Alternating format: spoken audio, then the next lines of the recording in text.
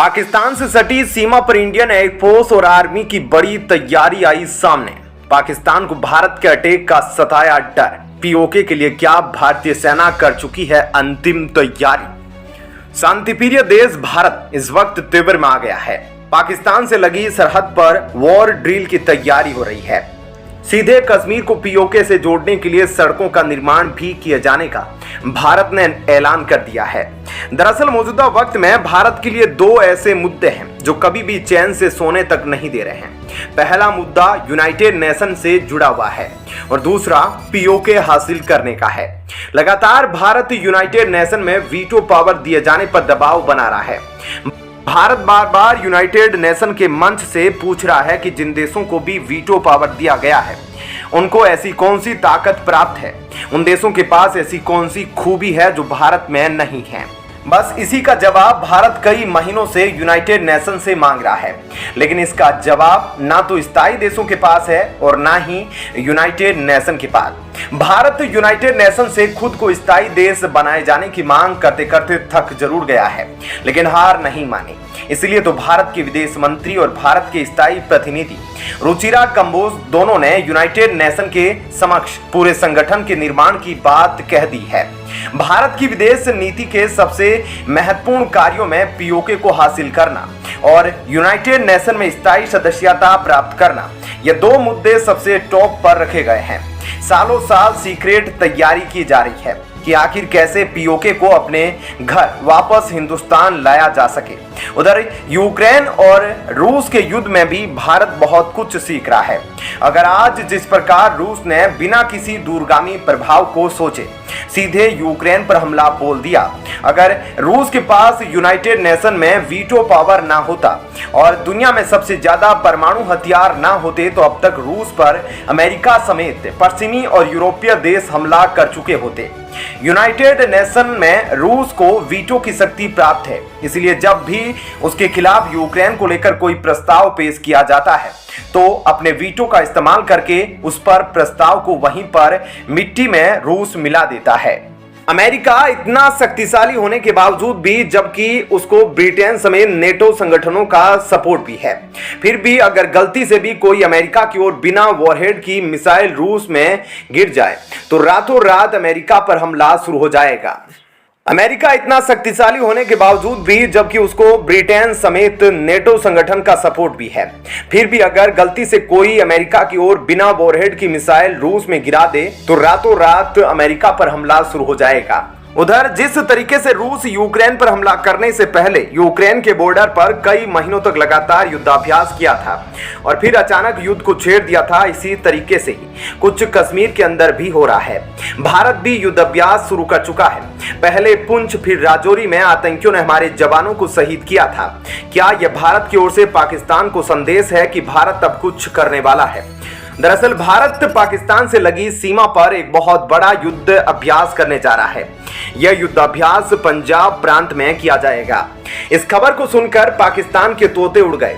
उसे लग रहा है कि भारत हमले की योजना तो नहीं बना रहा। दोस्तों, इस वक्त पाकिस्तान पूरी तरीके से घबराया हुआ है।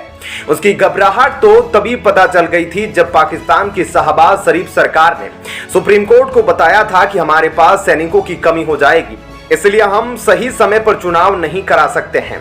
उधर एससीओ समिट में भाग लेने के लिए पाकिस्तान के विदेश मंत्री भारत आए तो उन्होंने जैसे ही कश्मीर में G20 की बैठक का विरोध किया, फौरन ही भारत के विदेश मंत्री जयशंकर ने उनसे पूछा कि तुम यह बताओ पीओके कब खाली कर रहे हो। इसके अलावा लगातार कश्मीर के अंदर हो रही आतंकी घटनाएं जिसमें पाकिस्तान आर्मी के साथ होने के सबूत मिले हैं। दरअसल पाकिस्तान की खुफिया विभाग ने पहले ही खबर दे रखी है कि जब भी भारत के हमले का डर दिखाई देने लगे तो फौरन ही भारत को आतंकवाद के जरिए कमजोर करना पड़ेगा। तो उधर अब भारतीय सेना भी ऑफिशियल जानकारी दे चुकी है कि पाकिस्तान से सटे पंजाब प्रांत में एक साथ इंडियन आर्मी और इंडियन एयरफोर्स अपनी काबिलियत को टेस्ट करने के लिए ऑफेंसिव युद्धाभ्यास करने जा रही है।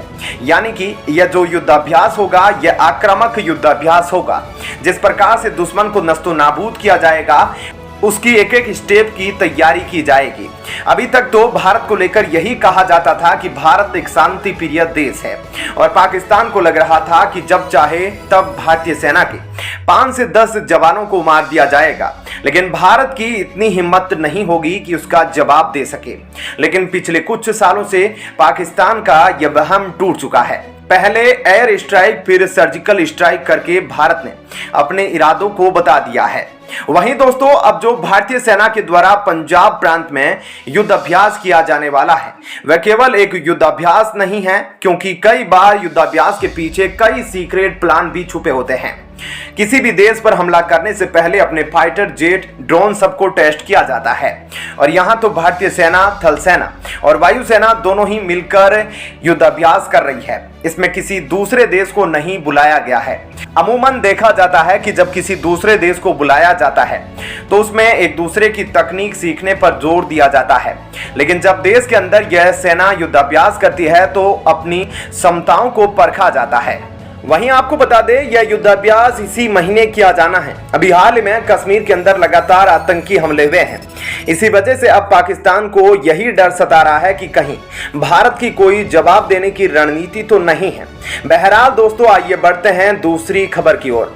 दोस्तों, आज ही रूस की ओर से खबर आई है कि राष्ट्रपति पुतिन जुलाई के महीने में भारत का दौरा कर सकते हैं। यूक्रेन से युद्ध शुरू होने के बाद राष्ट्रपति पुतिन की भारत की यह पहली यात्रा होगी। जैसे ही यूक्रेन से युद्ध शुरू हुआ, पुतिन दूसरे देशों की यात्रा पर नहीं गए। वहीं युद्ध के दौरान भी रूस पर अमेरिका ने प्रतिबंध लगा दिया था कि वह डॉलर में व्यापार नहीं कर सकता, जिसके बाद रूस ने भारत से रुपए में व्यापार करने की शुरुआत की, जो भारत और रूस दोनों के लिए फायदेमंद सौदा था। भारत की करेंसी भी धीरे धीरे इंटरनेशनल करेंसी के रूप में विकसित हो रही थी, लेकिन विदेश मंत्रियों की बैठक में शामिल होने के लिए रूस के विदेश मंत्री सर्गेई लावरोव भी अभी हाल ही में भारत की यात्रा पर आए थे, जहां पर उन्होंने रुपए को लेकर बहुत बड़ा बयान दे दिया, जिससे भारत को बहुत बड़ा झटका लग सकता है। दरअसल रूस की ओर से कहा गया है कि अब उसके पास रुपयों का अंबार लग गया है, जो उसके लिए समस्या बन गया है, क्योंकि रूस के लिए रुपए को दूसरी करेंसी में बदलने पर लागत बढ़ती जा रही है। इसलिए अब वह भारत से रुपए में पेमेंट लेने से इनकार कर रहा है। एससीओ की बैठक में शामिल होने पर जब रूस के विदेश मंत्री भारत आए, तब उन्होंने पत्रकारों से कहा था कि रूस के भारतीय बैंकों में अरबों रुपए भरे पड़े हैं, लेकिन वह किसी काम के नहीं, क्योंकि रूस उसे इस्तेमाल नहीं कर पा रहा है। वहीं पिछले महीने ही रूस की ओर से S-400 की अगली यूनिट समय पर ना भेजने की बात कही गई थी, जिसके पीछे भी यही माना जा रहा था कि दोनों देशों के बीच पेमेंट सिस्टम को लेकर समस्या खड़ी हो रही है। रूस ना डॉलर में पेमेंट ले सकता है और ना ही रुपए में लेना चाहता है। बहरहाल दोस्तों, इस वीडियो में इतना ही, लेकिन भारत और भारत से जुड़ी तमाम छोटी बड़ी खबरों के लिए अब वीडियो को लाइक और चैनल को सब्सक्राइब जरूर कर लीजिएगा। धन्यवाद। जय हिंद।